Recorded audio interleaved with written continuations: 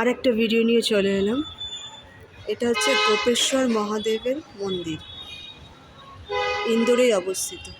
আমি বলেছিলাম না, ইন্দোর একটা এমন জায়গা যেখানে দেবদেবীর অনেক মন্দির আছে।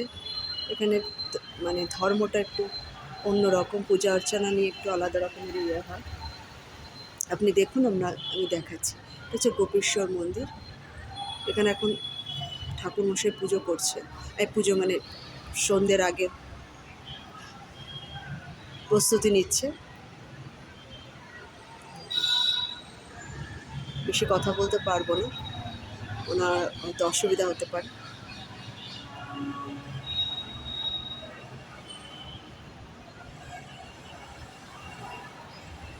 শিব ঠাকুরকে সাজাচ্ছে মনে হয়, শিব ঠাকুরকে কিছু একটা করছে। দেখুন,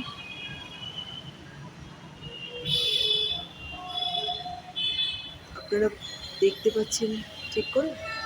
দেখুন কি সুন্দর করে আঁকছে, কি দিয়ে আঁকছে ঠিক জানি না।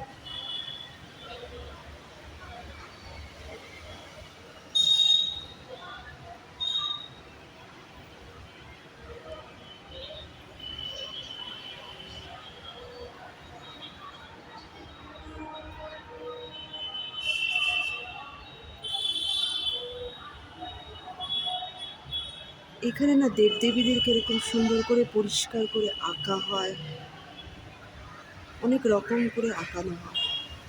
মহাদেবকে আঁকানো হয়, ওখানে হনুমানজির কে অভ্র দিয়ে ওনাকে আঁকা হয়। আমার একটা ভিডিওতে আমি ছেড়েছি, আপনারা নিশ্চয়ই দেখতে পাবেন। দেখুন কত সুন্দর ধৈর্য ধরে আঁকছে।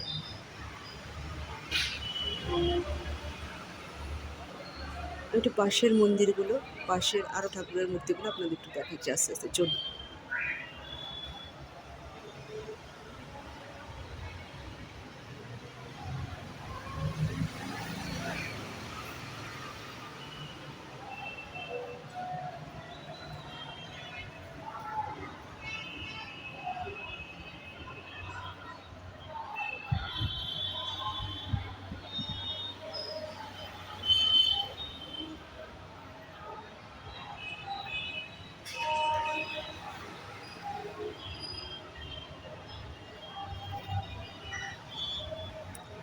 দেখুন, এটা রাধাকৃষ্ণের মূর্তি রাখা রয়েছে এখানে।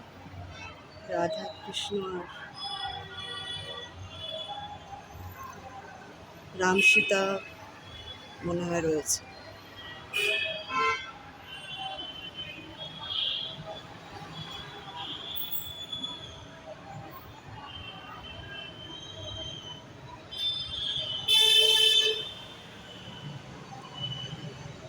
এটা দেখুন, মহাবীর হনুমানের একটা মূর্তি। দেখুন, এটাও ওরকম করেই সাজানো।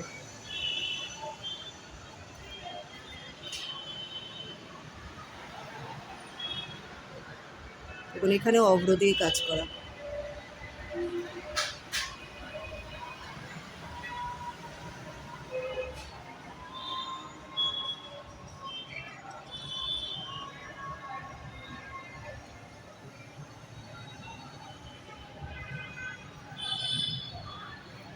কত সুন্দর মূর্তিগুলো এখানকার।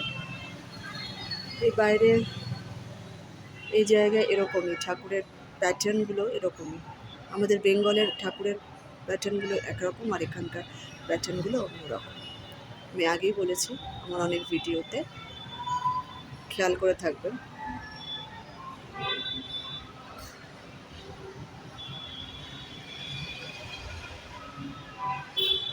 সন্ধে হয়ে আসছে, সন্ধ্যের সময় তো স্বাভাবিক আরতি হবে এবং অনেক ভিড়ও হবে।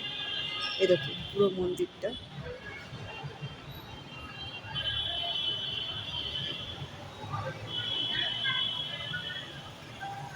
অনেকটা বড় এরিয়া।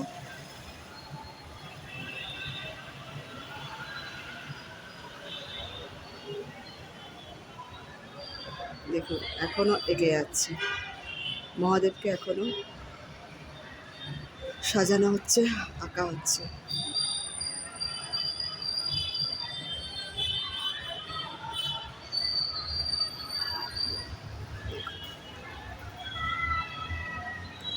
ইন্দোরে এরকম প্রচুর মন্দির আছে, প্রচুর মন্দির, প্রচুর।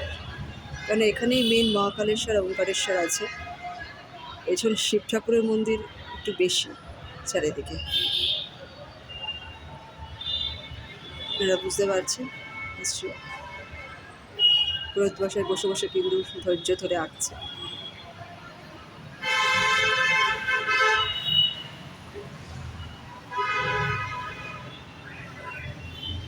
মা নমস্কার করছে।